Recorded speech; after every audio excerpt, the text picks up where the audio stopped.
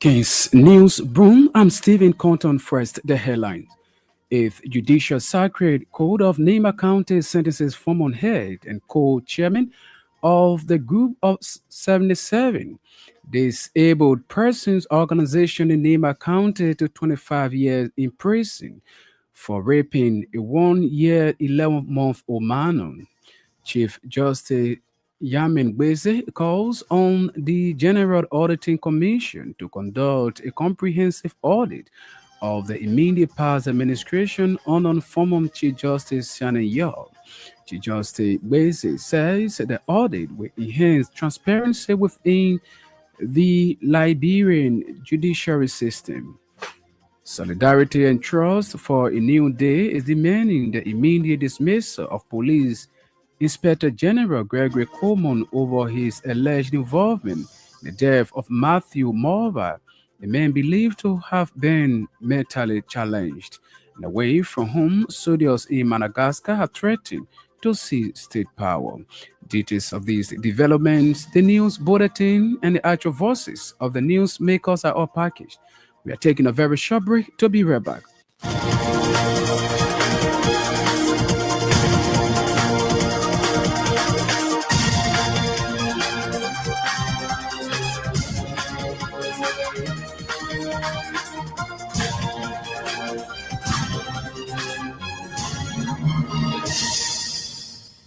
Welcome back. And now up next is the bulletin of news with Newton Toba. The Chief Justice Yemen Kwekwe has formally requested the General Auditing Commission to conduct a comprehensive audit of the immediate past administration on a former Chief Justice Sianet Yo, delivering the opening address on Monday during the commencement of the October term of court at the Honorable Supreme Court. Chief Justice Bese said the court for an audit is intended to set the record straight and promote transparency within the judiciary, and further announced that all judges and magistrates who have not yet declared their assets have been given 30 days to comply or face administrative consequences. Justice Bese emphasized that his administration is actively working to reform, improve, and restore integrity within the judiciary. Chief Justice also announced the establishment of the Judicial Monitoring, Evaluation, and Accountability Division, a unit he described as powerful internal oversight body or judicial police, and also reaffirmed his administration's commitment to rooting out unauthorized charges, particularly from checks of courts, sheriff, bailiffs, and court records whom he warned will face serious consequences if found exploiting the court process. President Joseph Boakai has called for deep judicial reform, institutional integrity, and renewed public trust in the nation's justice system.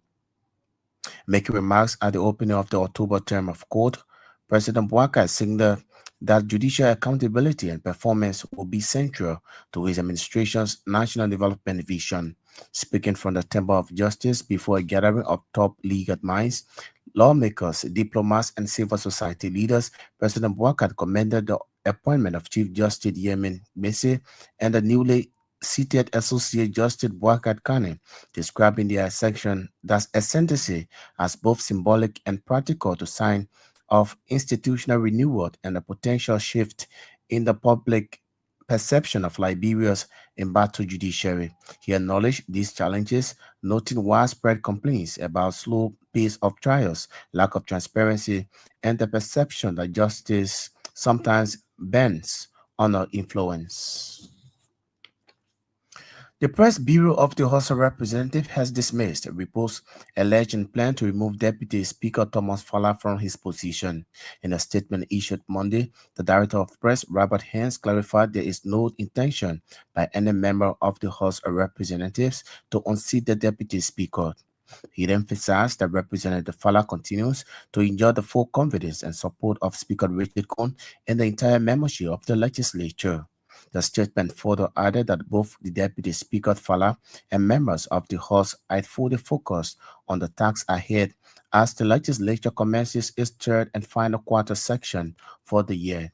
Meanwhile, the press bureau cautioned the public and media institutions against disseminating unverified information, warning that such actions could undermine the integrity and smooth functioning of the legislature. The Student Unification Party of the University of Liberia propaganda chairman Imam Napoli has underscored the need for the government of Liberia to place more emphasis on the state-run university. Poli emphasized that the government has failed to live up to its promises, including the provision of buses, salary disbursement of faculty staff, scarcity of water for bathrooms, and the unhygienic condition of the university facilities. The SUP propaganda chairman warned that if nothing is done to remedy the situation, the SUP will stage protests in the coming weeks demanding the government to adhere to its obligations, something he said they will not rest until the government acts. He made the assertion on Monday at the University of Liberia Capitol Hill campus. The civil society organization Solidarity and Trust for a New Day is demanding the immediate dismissal of Police Inspector General Gregory Coleman over his alleged involvement in the death of Matthew Moba, a man believed to have been mentally challenged. Speaking to King's FM Monday, State Secretary General Josh Stengber described Moba's death as a cold-blooded killing and expressed deep concern over the circumstances of the incident, which he claimed points to a disturbing pattern of extrajudicial killings, police brutality, and abuse of power under the administration of President Joseph Boakai. Tengbet argued that both the Inspector General of Police and the officers allegedly involved in the killing should be dismissed and prosecuted, noting that such action will ensure justice for Moba and other victims who were reportedly killed by police officers. The civil society organization, through its secretary, also called for a forensic investigation into the incident, including the examination of the firearm reportedly used and the sedative injection allegedly administered to the victim.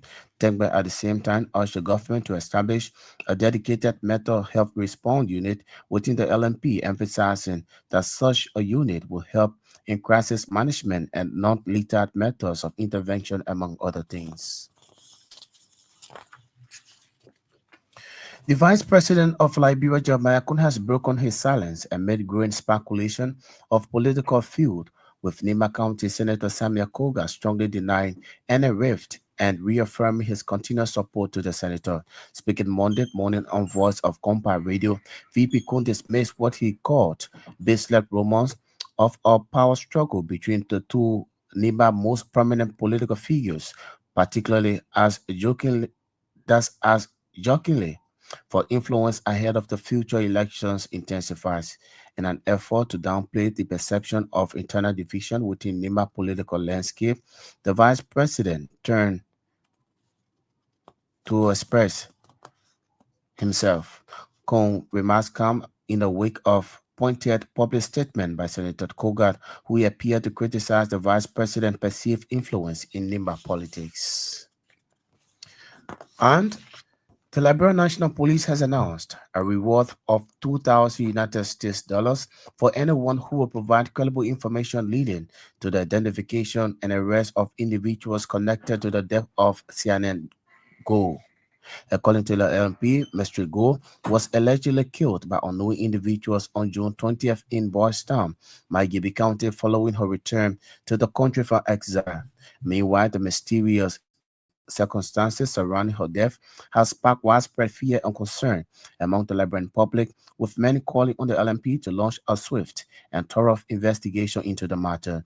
In a statement released on Monday, the police stressed the importance of police cooperation in assisting the investigative team, urging anyone with relevant information to come forward to support the ongoing investigation. The statement further emphasized that any information shared with investigators will be treated with strict confidentiality. The LMP reassured the public that it remains committed to ensuring justice is served in the case.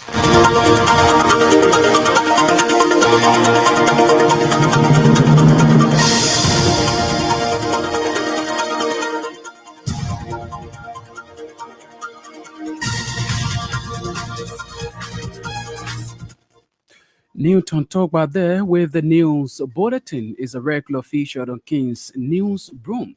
45 minutes news about Liberia and the rest of our one globe. In one of our top developments, 18th Judicial Circuit Court of Nema County sentences former head and co-chairman of the group of 77 disabled persons organization in Nema County to 25 years in prison for raping a 1 year old minor. We are taking a very short break. When we come back, we'll bring you voices of the news makers.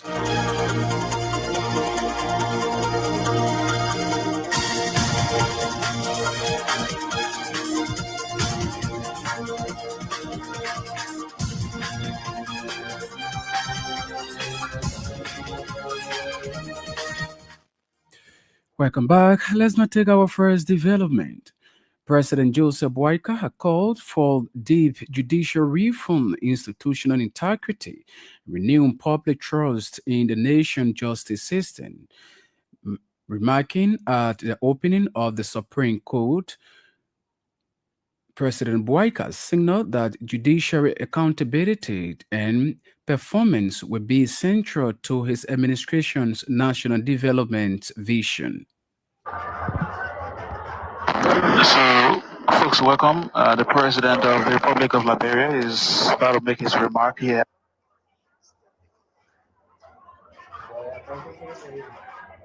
at the October term of court. So, keep listening.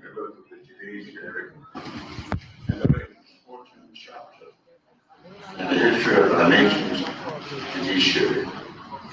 This occasion signifies not just the start of a new term, but also the renewal of public trust in one of the three equal coordinate benches of the government. Today we also witness a moment of transition and hope. On behalf of the government of the Republic of Liberia, I send congratulations to His Honor, Yamin Kwakweli Bese, Chief Justice, as he assumes the highest judicial office in our republic. We commend his expressed determination to pursue long-needed reforms within the judiciary, reforms that will strengthen the rule of law and restore the confidence of our citizens. Equally, we welcome His Honor, Walker N. Hammond, the new Associate Justice, whose appointment brings new energy, experience, perspective to the bench.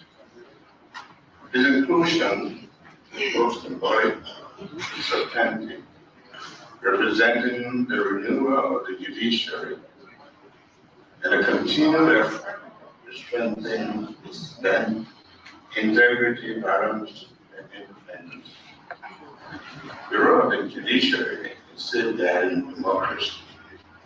Our system of government is based on three equal branches: the executive, legislature, and the judiciary, which has a dominant or share one sacred obligation to serve the Liberian people with integrity, fairness, and respect from the law. The judiciary stands as the ultimate guardian of liberty and health. It is here that every Liberian, rich or poor, educated or uneducated, must find protection and justice. When justice is blind to sectors, remains unbiased and fair in ruling, the people grow trust. And institutions do not hesitate first. At this point, I wish to recall an African proverb that says that the ruin of a nation begins in the homes of this people. This wisdom reminds us that justice, integrity, and order must begin in the heart of our institutions. If our courts are strong, our nation will flourish. If they are weak, the foundation of our democracy will not be built. In recent years, our citizens have voiced concerns about the slow pace of trials, the lack of transparency in proceedings, and the perception that justice sometimes ends under influence. Also speaking, Liberia National Bar Association President Councillor Bono Varman reaffirmed the LNBA's support for the new Chief Justice leadership of the Supreme Court. On this solemn and historic occasion, I rise on behalf of the Liberia National Bar Association, LNBA, to extend warm congratulations to His Honor Yemi Kokwe Bese Senior, Chief Justice of the Honorable Supreme Court of Liberia, and to His Honor Boakai Naman Kane, Associate Justice of the Supreme Court of Liberia, as you take your seats on the highest bench of our beloved republic. Today is a moment of renewal for our judiciary. The sitting of a Chief Justice and an Associate Justice is more than a filling of vacancies. It is a reaffirmation of our nation's constitutional journey, and it symbolizes the enduring span of our rule system, and it reminds us that while personalities may change, the sacred duty of upholding justice remains constant.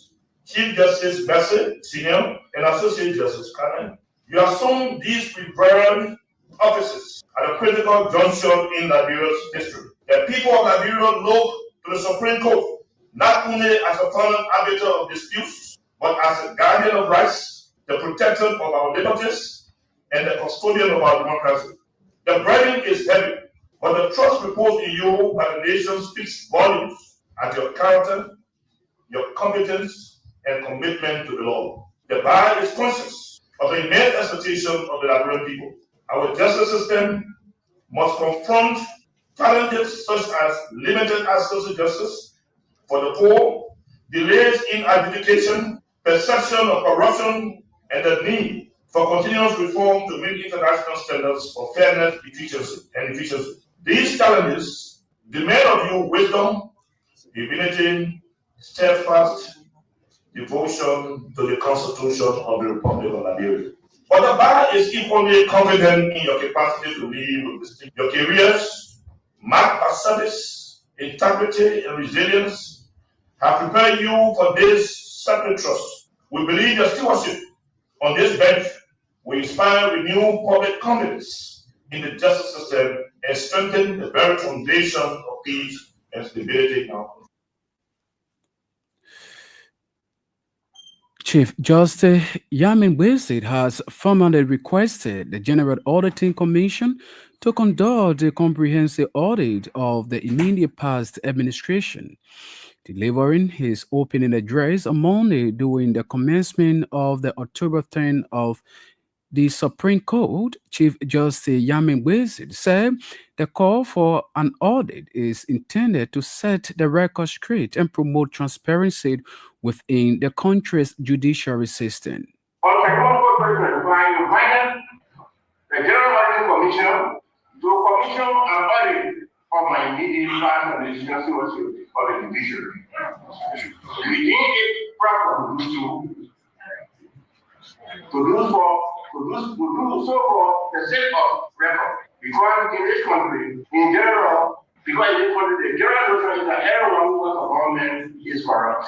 We have also instructed all our judges and magistrates who are not declared the answer to do so within 10 days for airspace administrative purposes. Ladies and gentlemen, my administration will effort to reform and improve and restore the integrity of our judiciary. Then, from what the past 8 weeks, we met and had conversation with the general staff of the judiciary.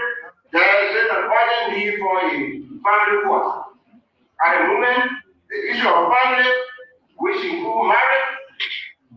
divorce, separation, children support, adoption, guardian of children, custody of children, etc., is being handled in various pieces by the probate court, civil law court, and the juvenile court, all of which are not only qualified but last requisite training, support, and experience to handle family matters.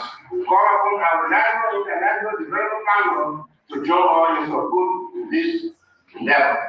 Distinguished ladies and gentlemen, in an effort to battle corruption in the judiciary, we have established a judicial referred to as judiciary monitoring, evaluation, and accountability unit in the judiciary.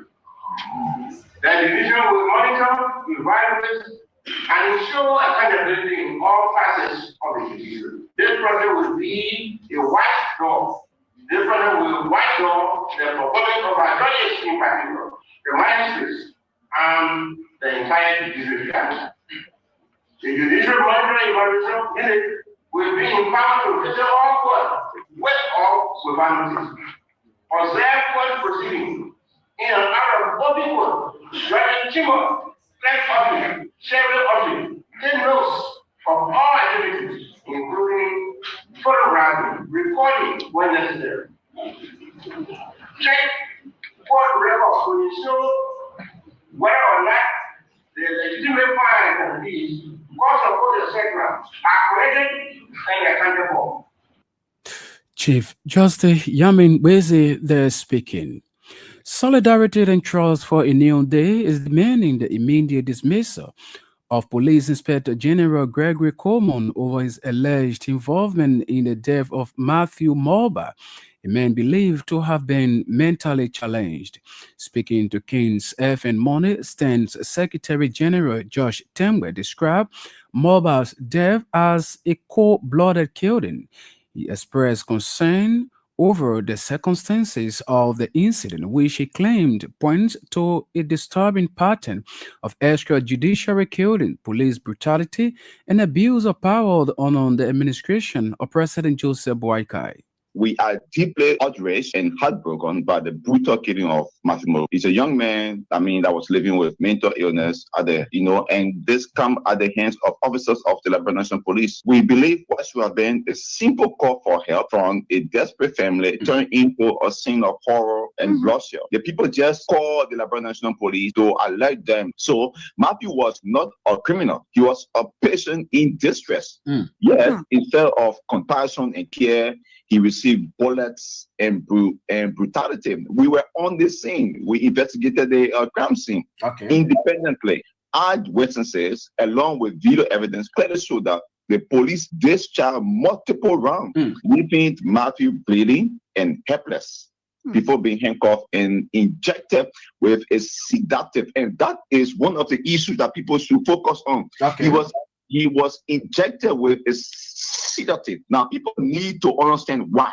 He was taken to DFK, medical facility, but then later on, he was abandoned without medical attention after officers falsely branded him as armed robber. Imagine.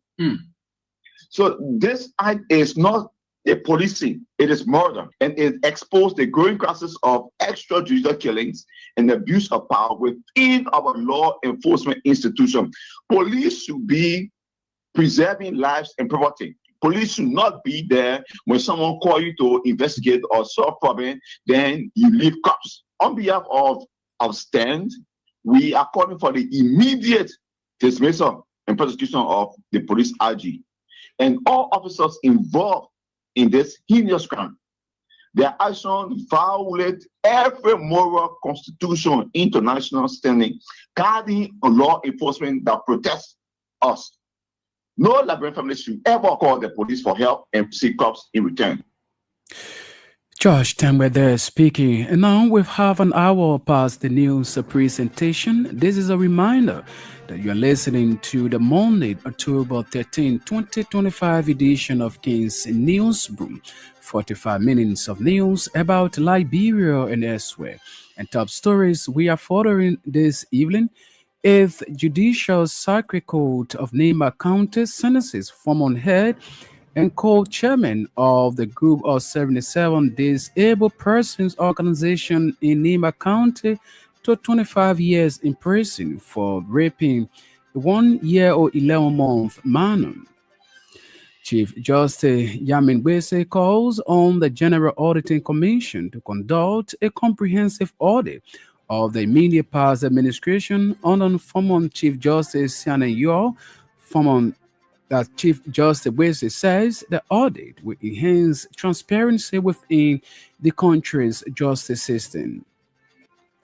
Solidarity and Trust for a New Day is demanding the immediate dismissal of Police Inspector General Gregory Coleman over his alleged involvement in the death of Matthew Morba, a man believed to have been mentally challenged. And away from home, soldiers in Madagascar have threatened to seize state TV. President Andrew Rajoelina's office have said. We are taking another short break. When we come back, we'll bring you more developments. Stay tuned.